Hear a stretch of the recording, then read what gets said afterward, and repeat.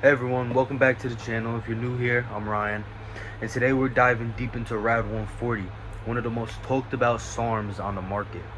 We're going to break down exactly what it is, how it works, its potential benefits, its side effects, and the latest research. So if you're considering trying RAD-140 or just curious about it, this video got you covered. RAD-140, also known as Testolone, is a selective androgen receptor modulator, or SARM.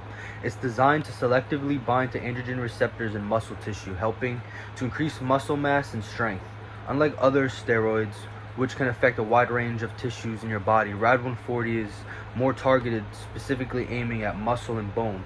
This makes it popular among athletes and bodybuilders. So how does RAD-140 work exactly? Well, when you take it, it binds to the androgen receptors in your muscle cells. This mimics the effect of testosterone, leading to increased protein synthesis, muscle growth, and overall performance.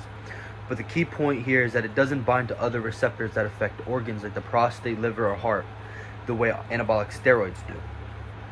Think of RAD-140 as a more targeted, safer alternative to steroids in terms of muscle growth, but it still comes with its own set of risks, and it necessarily isn't safer than steroids.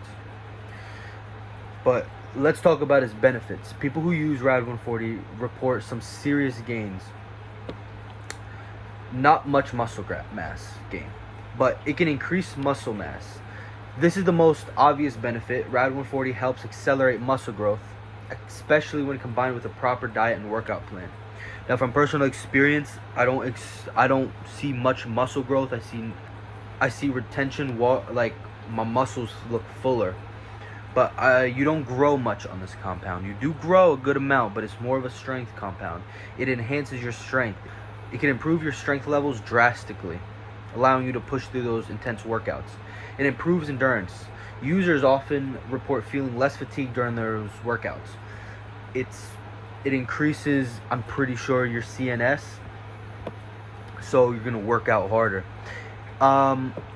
I've heard of fat loss with it, but personally it's more of a recomp. It's not going to just make you lose fat. It will help you retain muscle on a cut, but it's not going to give you that, ooh yeah, like you're taking some clenbuterol or T3 or DNP. It's not going to be nothing like that. Of course, RAD-140 isn't all good like any steroid. It does come with side effects. Some of the most commonly reported ones is testosterone suppression. When you take RAD-140, your body will stop producing its own testosterone. This is why post-cycle therapy is often recommended after RAD-140. It's liver toxic. SARMs are less toxic than oral steroids. RAD-140 can still put a lot of stress on the liver, so it's important to monitor those. It can make a hormonal imbalance. Because it interacts with your hormones, it can lead to side effects like acne, mood swings, or changes in libido. Hair loss.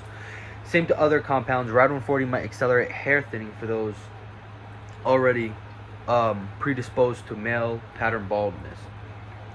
What I've also noticed is whenever you're doing this, you're taking it like a half natty stack and you're stacking it with enclomiphene. You basically need the enclomiphene. And excuse me. The reason why you need the enclomiphene is because RAD-140 will suppress your natural testosterone. And whenever it suppresses your natural testosterone, you won't be making as much estrogen. And RAD-140 doesn't convert into estrogen. So, with that being said, normally people take enclomiphene dosed around, if your RAD-140 is 10 milligrams, maybe 6 milligrams of enclomiphene or 12 milligrams. I'm not too sure. What I've noticed from taking RAD-140 is that it's even if you're on enclomiphene, there's that drop-off range at that 6 week before you hit the last at an 8 week mark. You're gonna be feeling those side effects. You're gonna be feeling fatigued, probably even more if you do not stack it with enclomiphene. Or if you're already on TRT or steroids, then it's fine to stack on. You just have to worry about it can bind to the androgen receptor more than testosterone. So it will bounce that testosterone off. It will fight for the androgen receptor, and it will bounce the testosterone off, leading to more free testosterone. And that can happen to raise your estrogen. So stacking it with certain compounds isn't really the best because it's not really an anabolic. It's more of it is a SARM. So if you're considering taking RAD-140, the typical dose ranges between 10 milligrams to 30 milligrams per day.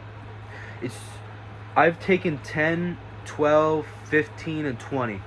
I've noticed 20 milligrams isn't that much better than 10 milligrams.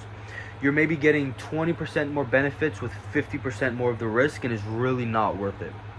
Unless you're already on TRT or you plan on blasting and cruising, then it's really not worth it to shut yourself down that hard. RAD-140 is very suppressive.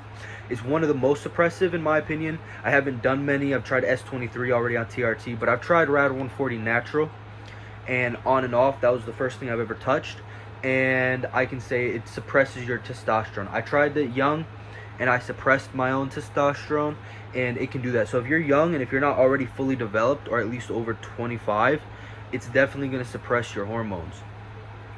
The best range for me, even naturally, was 4 weeks at 10 milligrams, then 4 weeks at 20 milligrams. I saw a nice boost, and it didn't just crash my hormones as hard after, but it still crashed.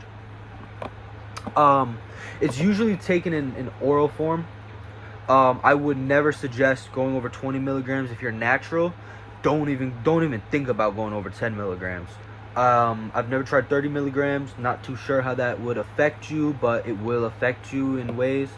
And SARMs and RAD-140 especially, I've noticed, it doesn't keep on getting better. Like Anavar, you take 25 milligrams, okay, you take 50 milligrams, you're feeling something. You take 100 milligrams, okay, now you're really feeling it. Now you're getting those pumps. But the problem with that is it drops off very quick. And people often cycle it for 8 to 12 weeks followed by PCT, but don't just take my word for it. Make sure you do your research if you can. Talk to a healthcare professional before starting anything new. Everybody's body reacts differently, so it's important to start with a lower dose to assess tolerance and how it affects you. It's important to note that RAD-140 is not approved by the FDA for human consumption, so it's technically not legal to sell as a supplement in many countries, including the US. However, it's available through underground markets and research chemical suppliers. If you're thinking about buying it, be aware that you are entering a gray area legally and ethically, so always go with caution. They could be underdosed. They could be putting a whole different drug in there. You don't know what you're getting unless you test it. I would use Amino Asylum. They actually just got shut down, unfortunately. Though they were pretty good. But I haven't touched RAD-140 in like 5 months. I haven't touched it. Because I plan on running other compounds. If you guys are interested on other compound ideas, let me know, and I'll continue this, and I'll make this like a series. So in conclusion, so to wrap this up, RAD-140 is a powerful SARM that can help you with muscle growth and performance. But like anything, it comes with potential risks. It's not a magic pill. You should do your research, use it responsibly, and never skip out on proper nutrition, training, and post-psychotherapy. So if you found this video helpful, don't forget to hit that like button, subscribe, and drop any questions you have in the comments. I'd love to hear what you think about RAD-140 or any experiences you've had with it. Until next time, guys, stay strong and train smart.